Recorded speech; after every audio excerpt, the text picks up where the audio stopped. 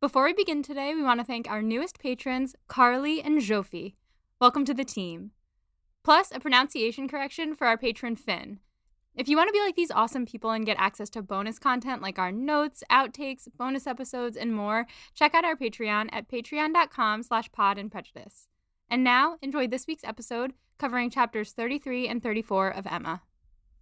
Are you ready? I am. Are we recording? We are. Well, then this is Becca. This is Molly. We are here to talk about Jane Austen. We are here specifically to talk about Emma!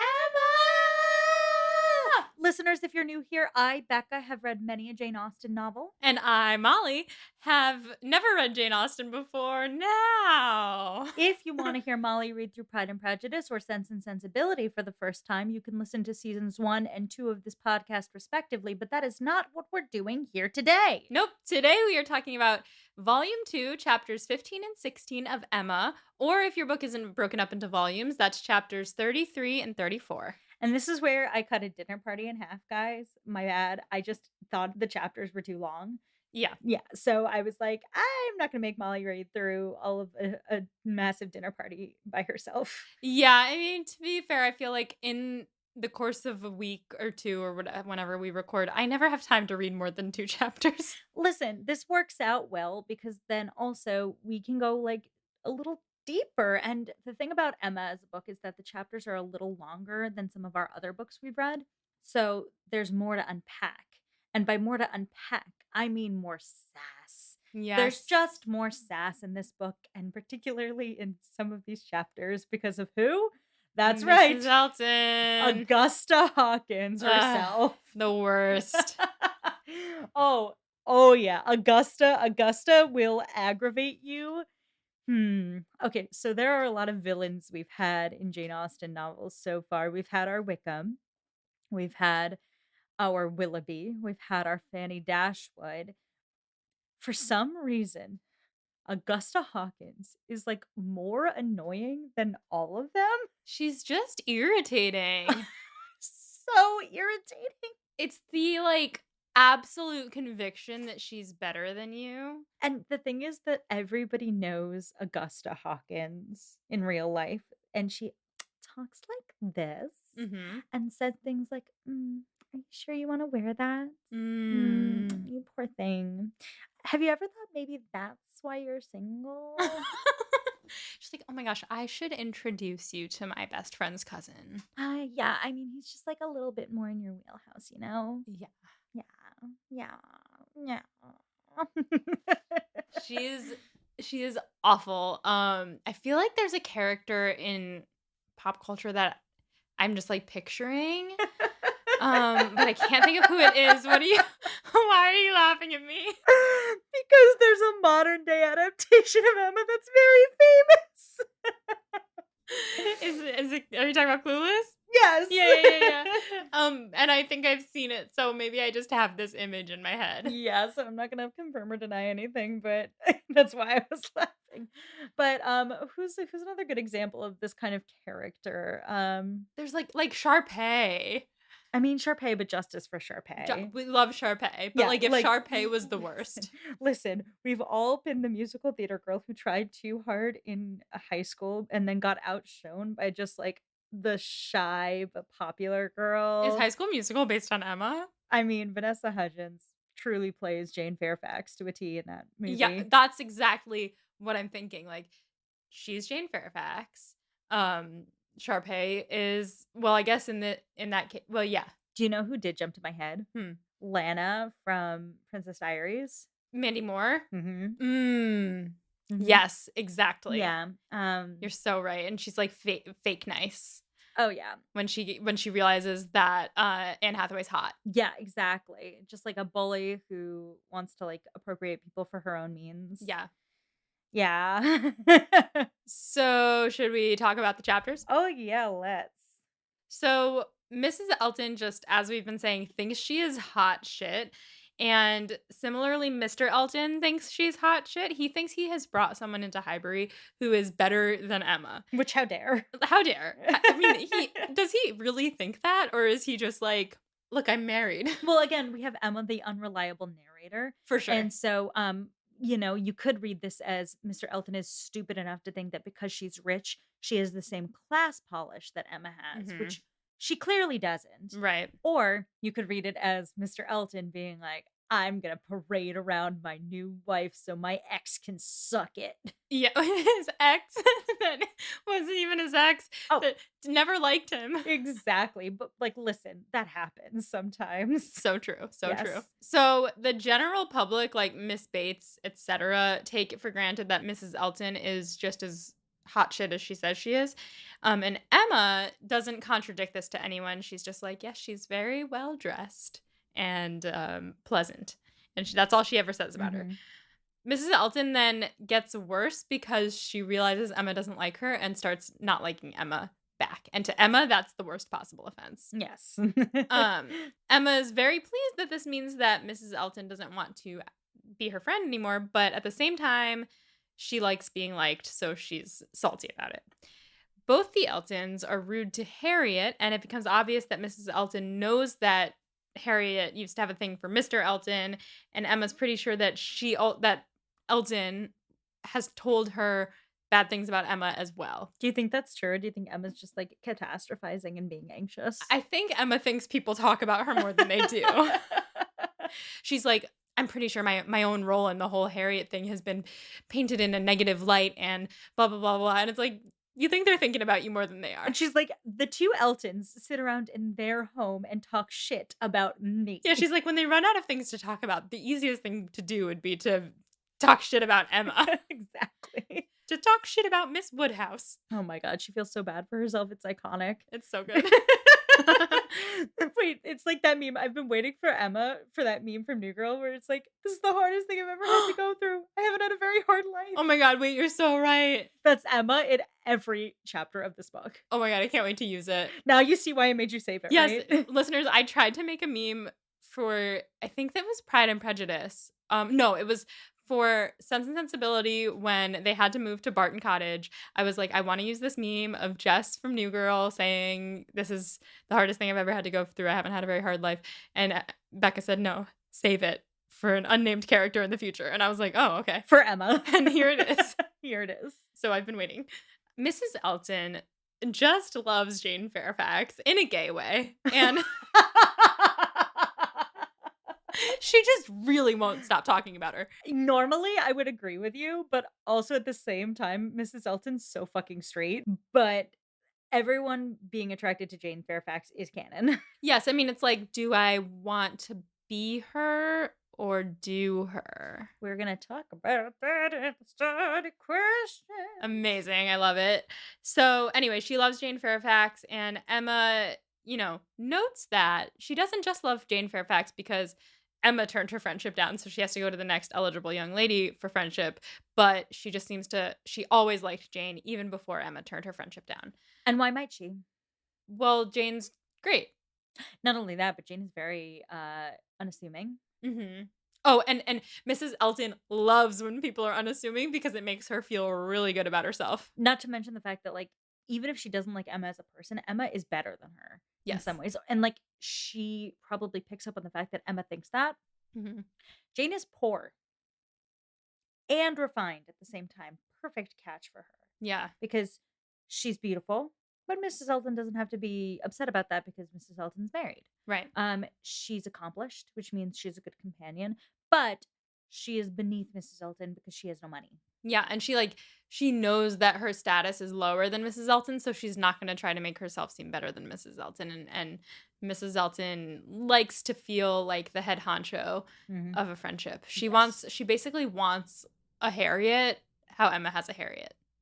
Interesting, right? Mm-hmm. Interesting parallels. Yeah. Dishy. So, it says that the way she behaves or like talks about Jane is knight errant, which I had to look up, and it literally means a medieval knight wandering in search of chivalrous adventures. So the way that she's like just picking things out, she's like, oh, I'm gonna help Jane with that. Like, Jane needs someone to do this for her. I'm gonna do that, or take her shopping, or poor Jane, she needs so much help. Let me rescue her. Exactly. Yes. So she's like a knight wandering around aimlessly, being like, oh, I'll help you, damsel in distress.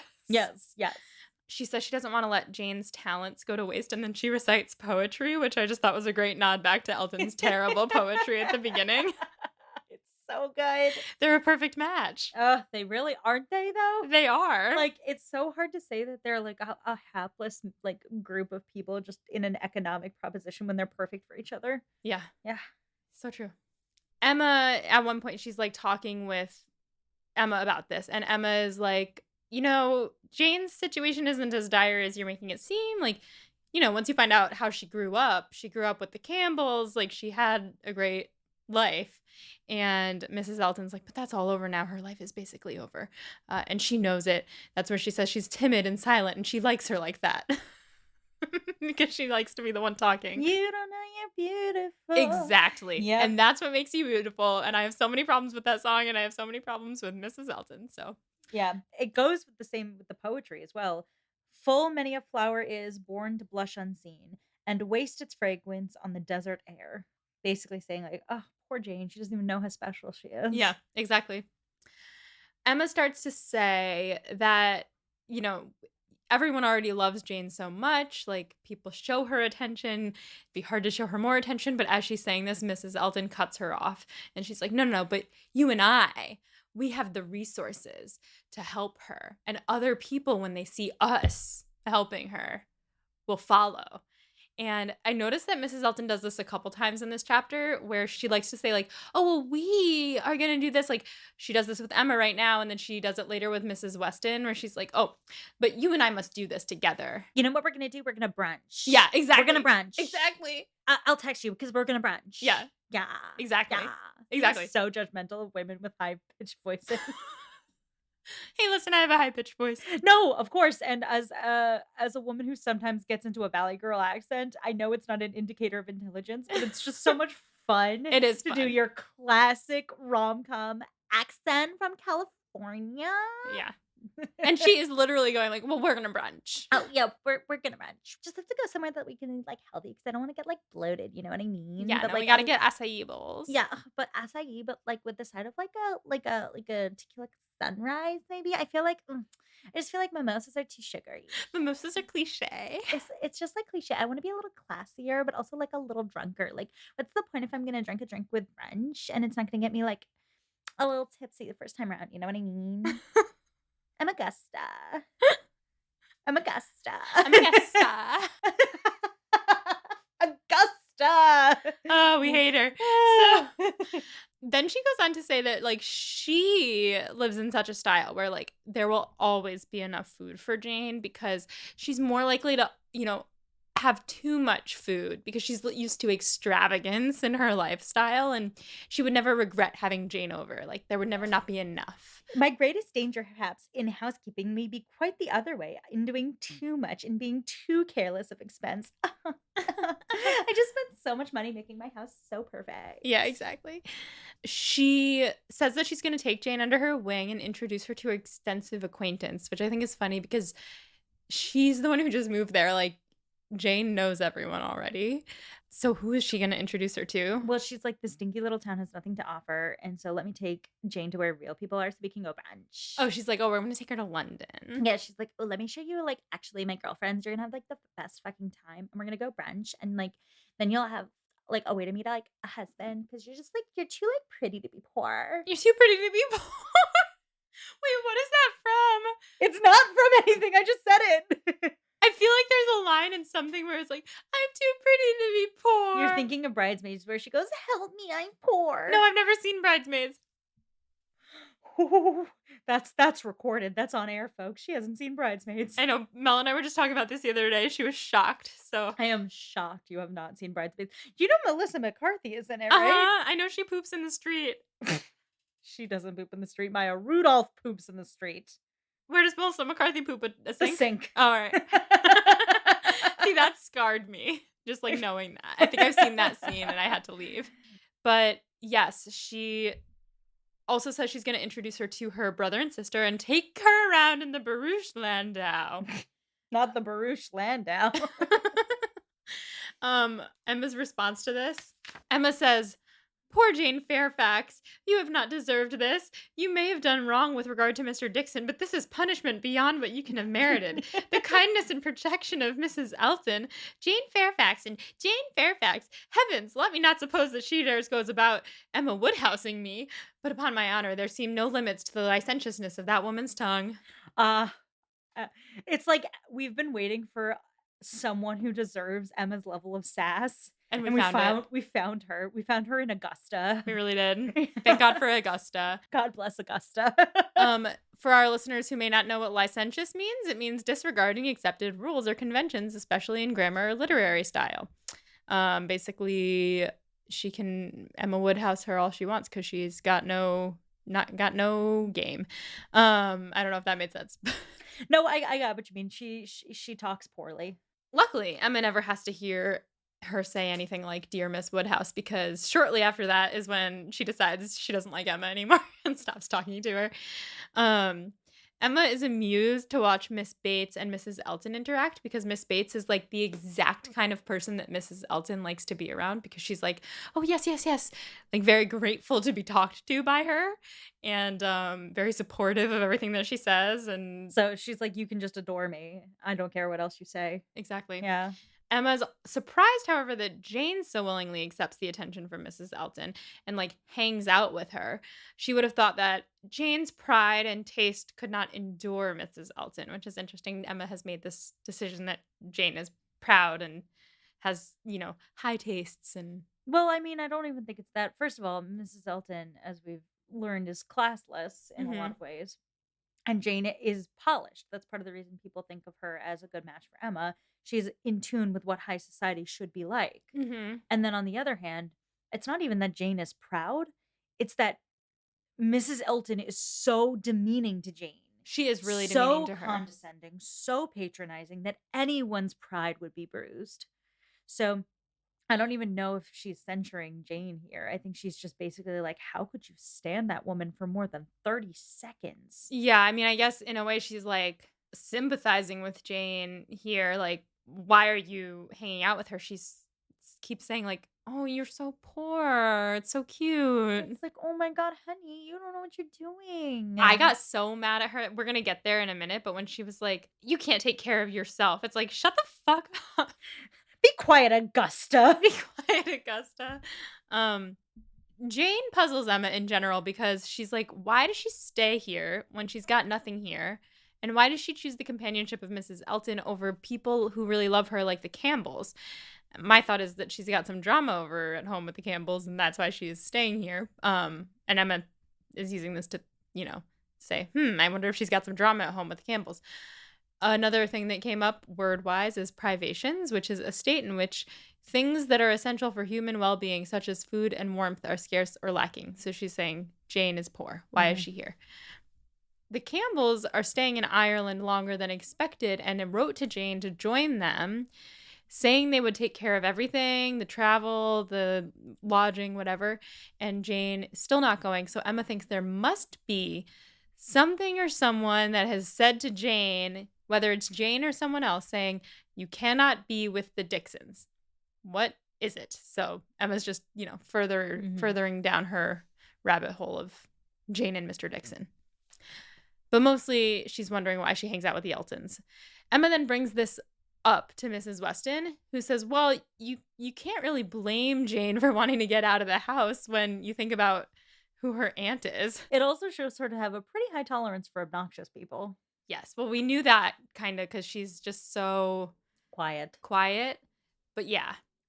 Also, I would note this is the sass scene where it's Mrs. Weston, Emma, and Knightley, and I want to hang. So first it's Emma and Mrs. Weston, and like they're talking, and then it says, and Knightley said this, and I was like, he's there too. Perfect. I was just like, oh my God, this is the best hang sesh ever. This is our fave group. They're gonna just dish. Yes. Knightley says that he is sure that Mrs. Elton wouldn't be Jane's first choice of friend, but, quote, she receives attentions from Mrs. Elton which nobody else pays her, and he gives Emma a meaningful look.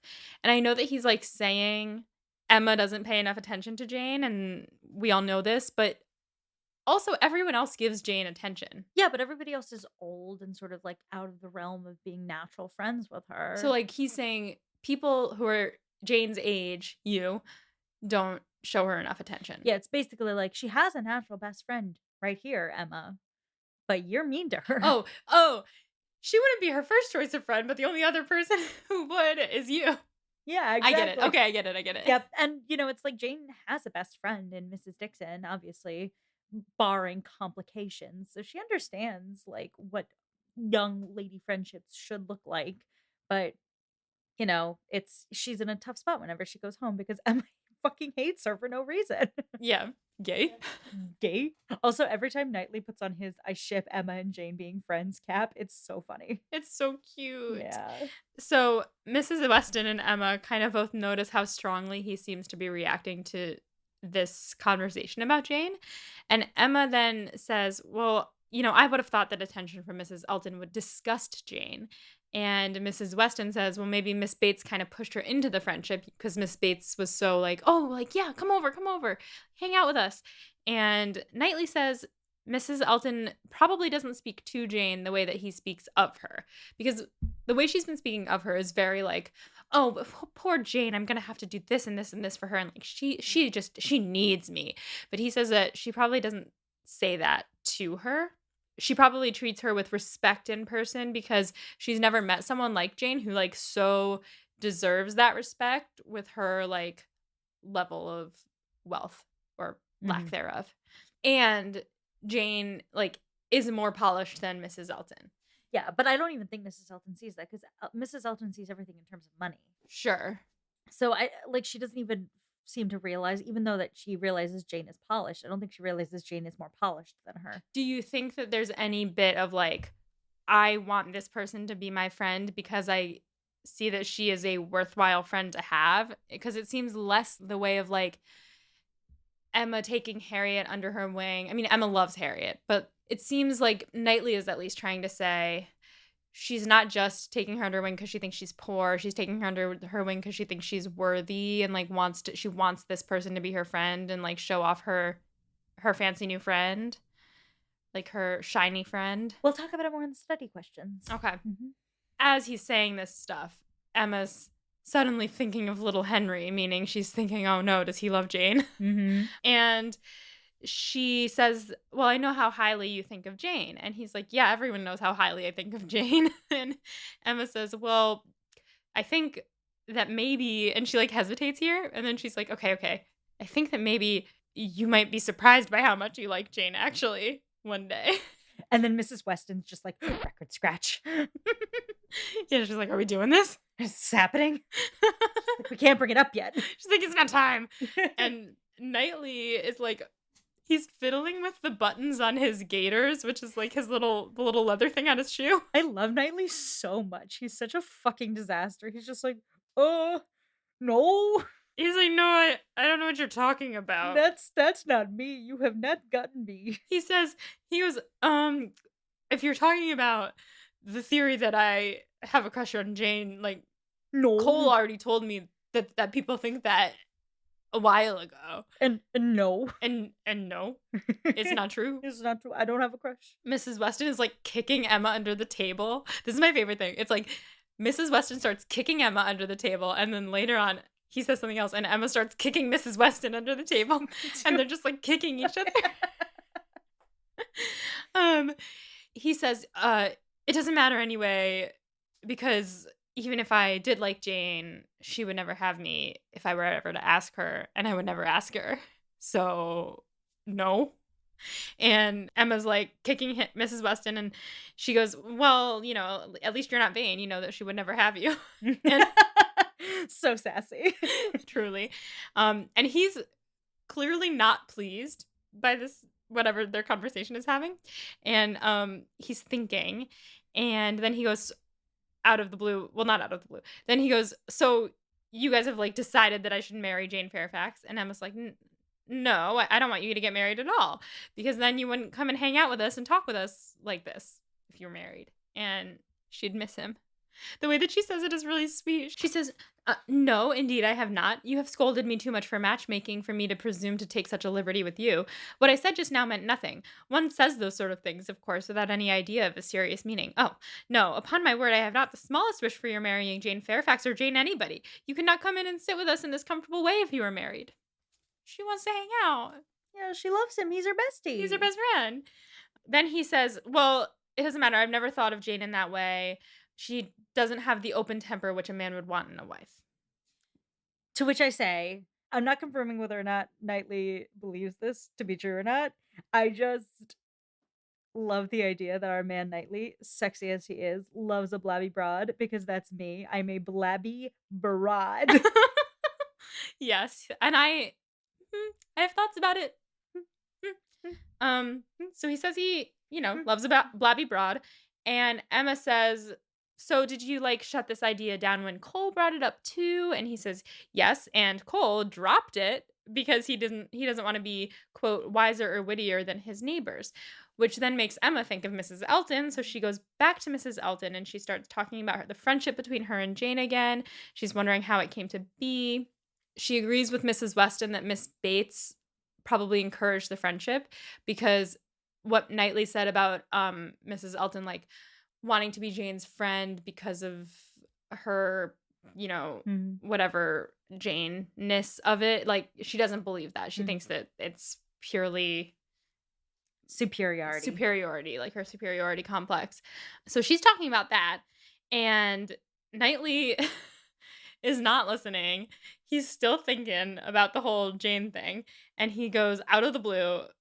Jane has strong sensibilities and an excellent temper, but she wants openness. She's reserved, and I love an open temper. They're not talking about it anymore. Oh God, Mr. Knightley is fantastic. He's so good. And then he says that he goes, until Cole brought it up, I never even thought of Jane like that anyway. And then he's like, bye. And then he leaves. And Emma goes to Mrs. Weston. She's like, so what do you think now? And Mrs. Weston's like, what do you, the lady doth protest too much, methinks. She's like, he's so focused on telling us how much he's not in love with her that I think you might have missed that he's in love with her. Yeah. I don't know what I think about it, but it seems like the lady doth protest too much. Well, I think that's the end of the chapter. That's the end of the chapter. So that brings us to chapter 16, or chapter 34. So everyone wants to go see the Eltons, and everyone's throwing them dinner parties, and Mrs. Elton's like, oh, we're so popular. We have plans every night. Look at us. And she just loves parties because of her time in Bath. She's so used to parties, and she is shocked that people don't have 2 drawing rooms. She's shocked at the subpar roux cakes, or root cakes, which are tiny, rich, sweet cakes made for roots or evening parties, or roux, I don't know, and that they don't have ice at the card parties. And she's like, I gotta show them how it's done. I'm gonna throw my own party, but later on in the spring. In the meantime, Emma must throw her a dinner at Hartfield because she doesn't want to do less than anyone else and be considered capable of pitiful resentment. God, I love this because you know what? I still associate this as English culture. Yes. Throwing a party so no one thinks you're mad at anybody. It's a spite party. It's just like, oh, it would be impolite to do this even though I hate this person and they hate me. So we should still do it. Yeah, we're still going to have this party. It's great. She gets Mr. Woodhouse to agree to the party, but someone else must sit at the bottom of the table. Is that the head of the table? I think so. Okay, he just doesn't want to be at the head of the table. Yes, he just wants to sit in the corner with his gruel, as per usual. Yeah. They're going to invite the Westons, Mr. Knightley, and Emma wants to invite Harriet to be the 8th, out of, she's her best friend, so she has to, but that would be the most uncomfortable party ever. So luckily Harriet says no, and that was Emma's plan. And she knew that was going to be the case. Although Harriet's like, oh my God, I just can't bear him to see him so happy. And Emma's like, he's shit. Yeah. So Emma invites the person she really wanted to invite, which is Jane, for the drama. Mm-hmm. But also because Knightley said that she doesn't show Jane enough attention and she wants to prove Knightley wrong. So she invites Jane, and everyone says yes to coming to the party. So she's, all her invitations were successful, but then a complication arises. This is the worst thing that's ever happened to me comes in for Emma, because Not an extra person coming to a party. Not an extra person who's gonna be grumpy about it. Who is that extra person, you might ask? John Knightley, baby. My dude, he wants to drop off his 2 kids and to, like, come visit their grandpa, and he's like, "Oh, can I stay the day at Hartfield?" And they're like, "Well, that's the same day as our party. That's gonna be 1 extra person at the table." I love that Emma's like, "Oh god, it's, like, gonna be impossible because not only is that an extra person at the table, but then John Knightley is gonna complain that he can't come visit us with having to go to a dinner party." Because you could just picture him coming, and they're like, "So, we're having people over tonight," and he's like, "God fucking damn it." Oh, Michelle. Ah, he is Yes, Michelle. Michelle. But Emma rolls with it, and she's like, "It's okay, like, he might be a ninth person, but he never says anything anyway, like, at parties, so, like, it'll be fine. He's gonna complain, but Mhm. he'll at least not talk too much." Unfortunately, on the day, Mr. Weston is called to town, and he can't come to dinner, which, relieves Mr. Woodhouse because that brings it back to 8, Mhm. which is a manageable number for his brain. Mhm. But Emma's sad about it. Then the day comes, John arrives, and he is doing his best to be amiable. It's just being like, "Hello, everyone. I'm here." I like that it says specifically that he, like, doesn't talk to Mrs. Elton, he just looks at her. I love this part so much. He's because I can picture the sass exuding off of John Knightley, but also because he says the real point he has in observing Mrs. Elton is to tell Isabella, and the amount that couples talk shit to each other when they leave parties, it's so true today. Yes. You know the moment where you get back and you're just like, "It is time to unload all the drama on Yeah. you. Here is everything that happened." I went to a bachelorette party, and suffice it to say, there was drama for portions of the weekend that I will not disclose, and I told Mike every waking moment of that bachelorette Oh party, my and god. he was loving it. Wow. Yeah. So that's exactly what's gonna happen here, and I just love that he's, like, being the faithful husband who goes and is like, "Don't worry, I'll let you know everything about her." I'm picturing him coming back and being like, "My dear, let me tell you, this Augusta of it all." He took notes. Yeah, exactly. He's like, "She was doing this, and then she was doing that." And also it makes a note to say that he likes Jane Fairfax and has known her for years, so is, like, having a nice conversation with her. Yes, so he's having this conversation with Jane, and he actually has something to discuss with her, which is that he ran into her that morning when he was out walking with his 2 sons, and it had just started to rain. And he's like, "Jane, I hope you didn't get caught in the rain. I hope you didn't go too far." And she was like, "Oh, no, it's fine. I only went to the post office and I made it home before it got too bad." Mhm. She says she always goes to the post office before breakfast because it gives her a reason to get out and move around, and a walk before breakfast does her good. And he says, "Well, not a walk in the rain." And she says, "Well, it wasn't raining when I left." And he says, well, he knows that it was because he was out in it. And he smiles and he says, "Well, when you have lived to my age, you will begin to think that letters are never worth going through the rain for." And then you start thinking she was going to the post office. In the rain. She blushes at this and she says, "Well, you have all of your loved ones close by, so you don't need to wait for letters from them. I will never be indifferent to letters." And he says, "I'm not indifferent to letters. Letters are a positive curse." Which is him saying, "I'm not indifferent to letters. I hate letters. I don't wanna hear from anyone." Oh, a positive curse. I get it. He's like, "I'm not indifferent to them, I despise them." I didn't get that. I thought he was saying that no, they're a good thing sometimes. They're a positive curse. They're a curse. Positively. Yeah. I get it. I love him. She says, "Well, you're talking about business letters. Mine are letters of friendship." And he says, "Business letters at least could sometimes bring money. Friendship letters never do." So he's basically like, "Oh, no, business letters are fine, but friendship letters, ugh, Ugh, friendship. ugh." Ugh. And Jane says that she knows him too well to know that he doesn't believe that. Now, how well does Jane know him? Like, They how? grew up in the same town. So are they like pals? I mean, you get the sense Highbury is not a very large place, so they've been Hmm. friends, and Knightley and Jane are friends as well. Yeah, I guess So that's true. And Knightley loves Jane, yeah, like it's a small town, and Jane. I mean, obviously Jane left at a decently young age to go like live with the Campbells, but she but comes back and she comes visits. back, Yeah. she visits, so she's been around the town for years, and so like. all these people know each other. Yeah. So he knows them. So she says that it's not his age that makes him care less about letters, but the fact that all of his family and his loved ones are in his general vicinity. And until all of her loved ones die, she will always go to the post office in any weather, even worse weather than that morning. And John says he wasn't talking about time making her older, but other things which time brings, which are one, that it will lessen the attachments of those not immediately within her circle, and two, that maybe in 10 years she will have as many loved ones nearby as he does, which I think is really sweet. And also the thing about time making you less close to the people who are far away is so real, because like you don't necessarily see the people that live more than like half an hour away from you. Yeah, back in college, everyone would always say like, "Oh, these are the best years of your life," and I would always say things like, "I hope not." Um, I have a lot of life left, hopefully, and Yeah. I want it to get better than this. Yeah. But one grain of truth to that, which I don't concede that college is the best years of your life. I don't think they are. Mm-mm. I'm much happier now that I was in college. Mm-hmm. But I do think there is a magic to having your friends gathered together in the same place that is harder to get when you're an adult. And New York is just again one of those places where it's really difficult to see people all the time because it's a large city and everyone's always busy.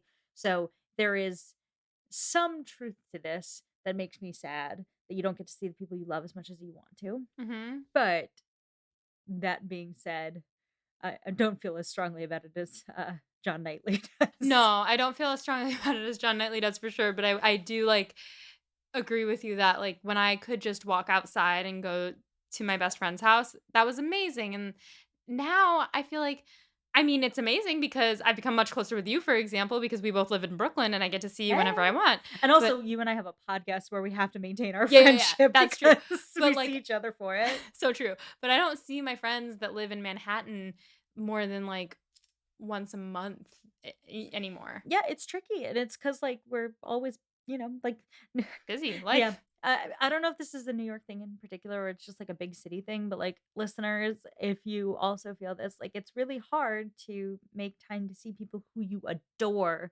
when you have like a full-time job and a full-time podcast and responsibilities. It just things fall through the cracks. Yeah. But I encourage you to work on making sure that you do actually add to your list in your freaking brain that you're supposed to go see your friends when you it's difficult to do so because Yes. it's worth it always. Agree.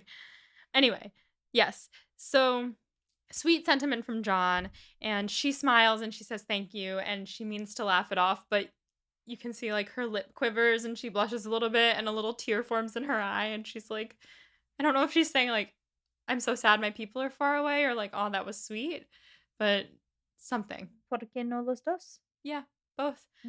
Mr. Woodhouse then swoops in.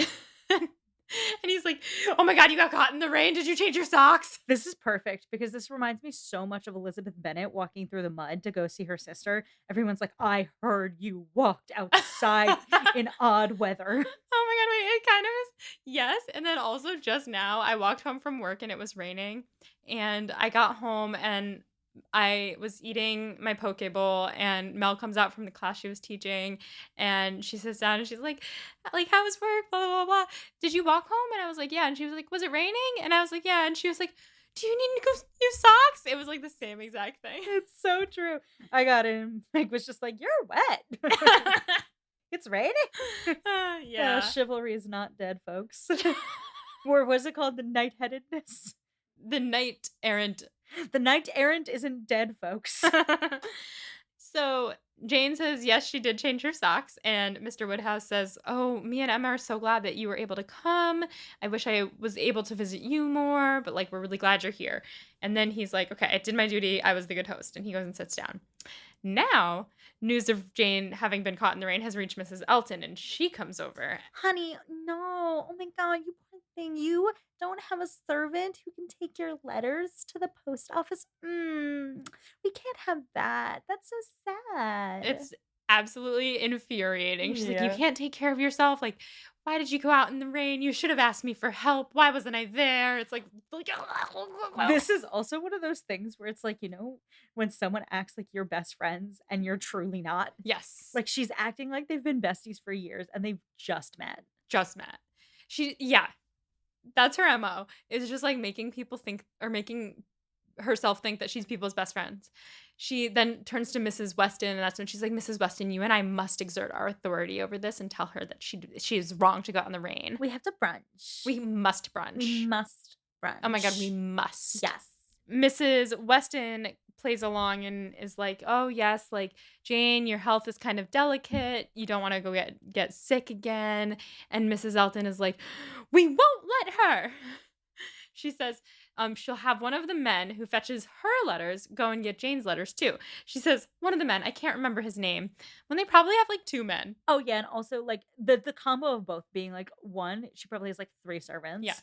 2, she is an asshole for not remembering her servant's name. Emily Gilmore much? How dare you besmirch the name of Emily Gilmore in this home? How dare you? I'm so sorry. Get her, guys. It's just that the one time she was like, well, I thought Sarah, whatever, and they're like, Sarah, her name's like Lindsay or like, No, it's you true. know what I Emily mean? Gilmore is really mean to service. Yeah. But yes, I agree. Yes, She's not yes. anywhere near. But we cannot compare Emily Gilmore to Augusta. No, absolutely not. Yes. Augusta is more like she's like Logan's mom. Oh, I don't know. Listeners, who's Augusta and Gilmore Girls? We'll get there. Yeah, we'll get there. Jane says, I really don't want to give up my early morning walk. It's good for my health. The post office gives me a reason to get out. And Mrs. Elton's like, no, it's already determined. As much as she can determine anything without the concurrence of her lord and master. Vom. She says, oh, but Mrs. Weston, you and I must be careful about the things that we determine on our own. It's like, what? Yes. I mean, Because we're married. Yeah, we have our husbands, and these like single girls, they need our help. And Jane says, well, no, I really cannot accept that offer. It would be an inconvenience to your servant. And if I didn't like doing it so much, then my grandmother's servant could do it. He always does when I'm not here. And Mrs. Elton goes, oh, but Patty already has too much to do. Like as if she knows their servant by name, like by first name. This is her lack of polish and her familiarity coming through. She's like, Patty already has too much to do. And besides, it's a kindness to employ our own men. And Jane then changes the subject, turning to John and going, the post office is so great, isn't it? It's so rare that a letter goes missing. And you just feel like John is like, thank God someone's finally talking about it. It's so great. He's like, I love the post office. They're so good at handwriting at the post office. It's awesome. He's like, yeah, these people know how to read people's handwriting. And then he goes, if you want to marvel at why they know how to do it, it's because they're paid to. John Knightley has been waiting his entire life to be asked about the post office at a party. He's been thinking about this for days. Exactly. Then they continue to talk about the handwriting and everything. And he's like, I've heard it said that handwriting is similar between people of the same family. For example, I've never been able to tell Isabella and Emma's handwriting apart. And then Knightley jumps in and he says, well, Emma's handwriting is the stronger of the two. And Mr. Woodhouse then goes, oh, both my daughters write beautifully, as does poor Mrs. Weston. And Emma starts to say, I never saw any gentleman's handwriting. And she has turned to Mrs. Weston, but Mrs. Weston is saying something to someone else. And then Emma has this moment to just spiral for a minute. She's like, oh, wait, I want to bring up Frank Churchill, but can I bring up Frank Churchill? How do I bring up Frank Churchill? Is it appropriate to bring up Frank Churchill? Oh my God. And she's just sitting here having this moment while Mrs. Weston is saying something to someone else. And then Mrs. Weston finishes what she's saying. And Emma's like, now's my moment. And she says, Frank has the best gentleman's handwriting I've ever seen. And Knightley then goes, Frank writes like a girl. Such bitch trackers. It's iconic. Sexist in this moment, but yes. Iconic. And at first I thought that because the ladies both turn on him then, and I thought that they were being like, how dare you say that? But they're actually saying, how dare you say that in a, don't besmirch Frank's handwriting like that, and not in a, how dare you say that he writes like a girl as an insult. So I was a little disappointed. Well, I think the idea is that he's writing with small hands, and so his handwriting is small. Oh, he's so got tiny hands. Yeah, so I think there's a clock on Frank Churchill's hand size. And you know what they say about hands? Big gloves, small gloves. No, it's small hands, big gloves. Is that the same? No. It's small feet. Yep. Yeah. So it's penises. Yeah, penises. That's what I was saying. No, I got it. Back to Knightley. Yeah. So speaking of penises. They say that this is an aspersion, which I had to look up. It means an attack on the reputation or integrity of someone or something. They say that his handwriting isn't big, but it's strong and clear. And Emma then asks if Mrs. Weston has a letter from him because she can prove it, but Mrs. Weston doesn't have a letter on her. And Emma goes, I have one in the other room. You remember when you had him write that note for you the other day, Mrs. Weston. And Mrs. Weston says, well, he says that I told him to write that, but he wanted to write it himself. And I was like, no, I'll go get it. I'll go get it.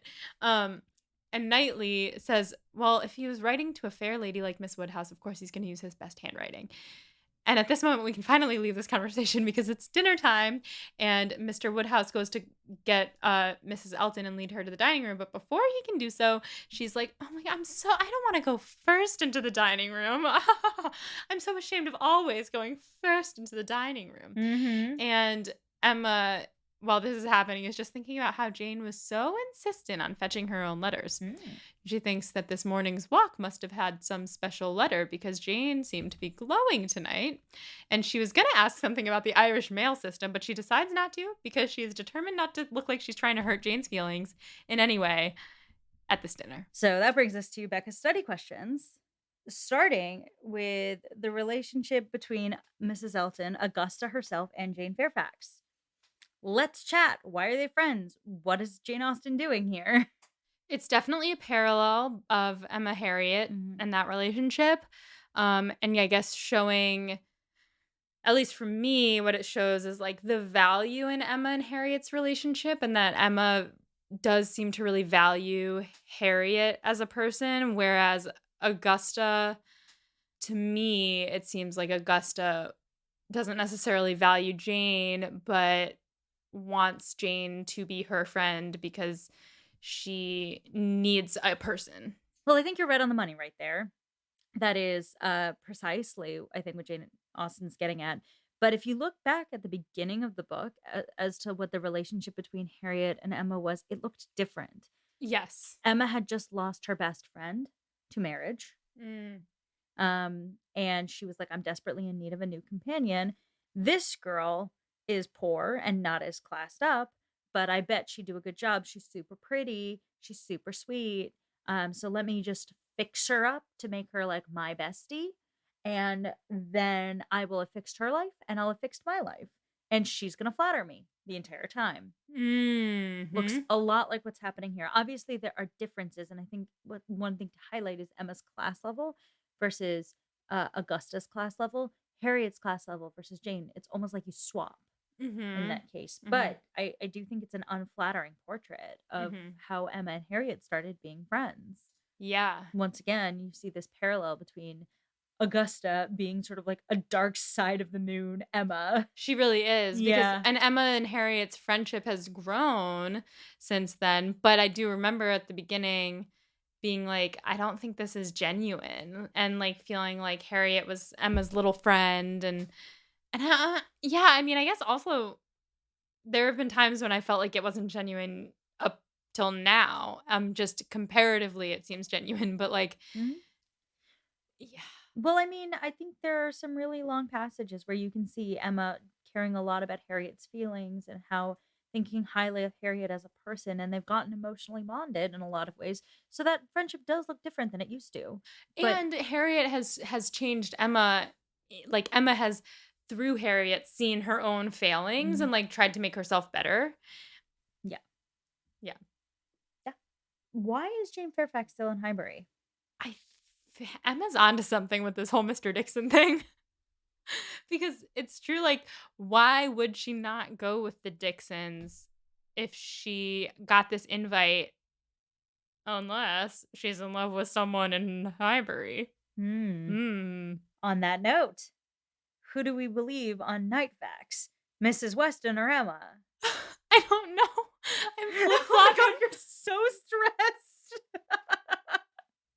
I really am because I don't know, because I feel like I keep flip-flopping. When I was reading this, I was like, Knightley's in love with Emma. I was like so convinced as I was reading. I was like, he's not talking about Jane. He's talking about Emma. Like that's what Emma's the blabby broad. Yes, that's what I was thinking.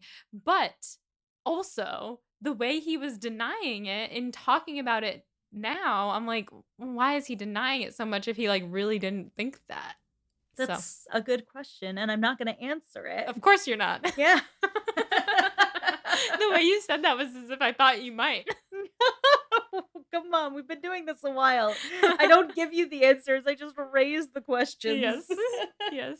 So, yeah, I would also say iconic stuff from our guy, Mr. Knightley. Love Just him. like, Jane Austen has this capacity to write her love interests so that they're kind of polished, but they're also disasters, Yeah. and it's, like, amazing. Yeah. Except Brandon, who is not a disaster, just a pining sweet soul. He is pining sweet soul. He's so cute. But Darcy's a disaster. Oh, Darcy is it's like you couldn't have written more of a disaster. Such a disaster. Yeah. Oh, man. But I love this part. He's like, "No one don't love her. No He's one like, don't. what are you talking about? No one don't." All right. Do we think Mr. Knightley wants to marry at all from this statement? Maybe not. Because I mean, Emma is so adamant that Knightley doesn't want to marry, and we've thought that that's just her being like, I don't want Knightley to get married, so I'm saying he doesn't want to get married. But like maybe he also doesn't want to get married, and maybe Emma just knows him really well and knows that about him. But the way he was talking about it, he was like, well, I'm never going to ask Jane to marry me anyway. So I don't know. Maybe not. Maybe he just would miss Emma too much too. Maybe they're just best friends and would miss each other too much. Why didn't Jane want anyone seeing her letters? Jane doesn't want anyone seeing her letters because it's full of secrets. That's why her hair is so big. Yeah, yeah. That's why her boobs are so big. Canonically. Canonically big tits. Yeah, she got titties. Any speculation to who she's writing to? Well, I feel like it would be basic to say Mr. Dixon. Okay. So I'm still like a little bit thinking that there's something going on between Jane and Mr.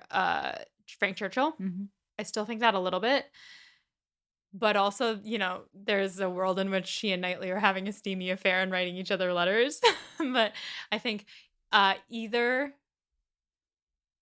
I feel like we wouldn't be led so to think that it was Mr. Dixon if it was actually Mr. Dixon. So what you're saying right now is you think that it is a man's. I think she's I mean, in an ideal world it would be a lady, but I don't think that's what happened. Listen, we can write the fan fiction with Jane Fairfax and Emma Woodhouse after this. After. Or some kind listeners can send it our way because there's a lot of Harriet and Emma fanfic, but quite honestly, on this reread, I'm like, the tension's with her and Jane. Yeah, But- I have plans to write that Excellent stuff. adaptation. So, But so you're saying you think it's a man's, mhm. And you have narrowed it down to 3 options. 3 options: Mr. Dixon, Frank Churchill, and Mr. Knightley. Okay, and we are not going to decide which one of those it is. Mm-mm. Okay. Funniest quote? Emma was on fire today. She had a lot of great internal monologue moments. Augusta is like a treasure trove of sassy, rude comments. It's fantastic. Truly. I also did an LOL at Jane's passage about how much she loves the post office and how rare it is for something to go missing in the post office because the postal system today is not so. No. I mean, we don't know how it is in the UK.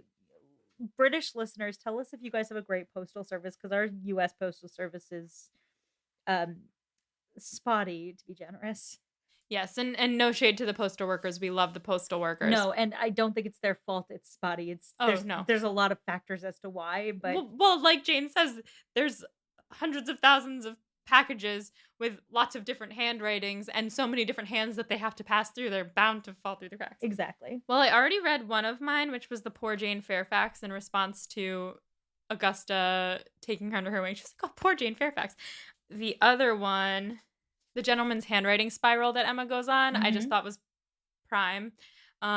She says, I never saw any gentleman's handwriting, Emma began, looking also at Mrs. Weston, but stopped on perceiving that Mrs. Weston was attending to someone else, and the pause gave her time to reflect.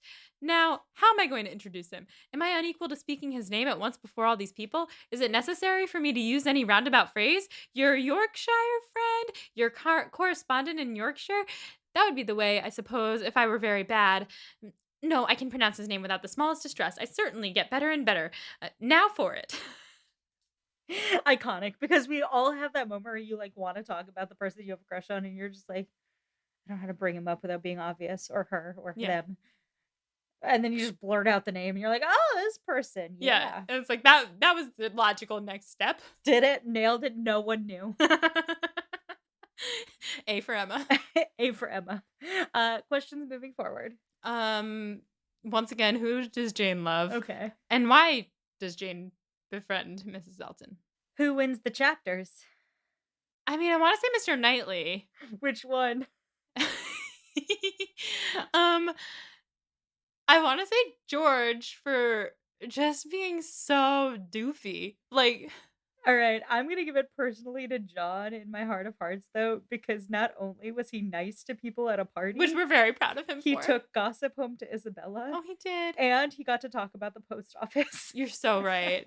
Yeah, John can have this with an honorable mention to George for trying to hold his composure when being accused of being in love with someone. No, I'm not. I'm not in love. I'm not in love. He said, "No chance. She's no not way. a blabby bra. She's too quiet. I like the loud ones." I like the louds. Thank you very much. All right, listeners, that concludes a long, unhinged episode of Pod and Prejudice. For next week, you're going to read the next 2 chapters. We're going to finish out this dinner party. So that's going to be chapters 35 and 36. Or if you're following along in a volumed book, volume the second, chapters 17 and 18. Molly, anything else you got to add? No, I don't have anything else to add. Well, then until next time, stay proper. And go have brunch with a friend. We're going to have brunch. We're gonna. We're going to have brunch. Pod and Prejudice is edited by Molly Burdick and audio produced by Graham Cook. Our show art is designed by Torrance Brown. Our show is transcribed by SpeechDocs Podcast Transcription. For transcripts and to learn more about our team, check out our website at podandprejudice.com. To keep up with the show, you can follow us on Twitter, Instagram, and Facebook at Pod and Prejudice. If you love what you hear, check out our Patreon at patreon.com/podandprejudice to see how you can support us, or just drop us a rating and a review wherever you listen to podcasts. Thanks for listening.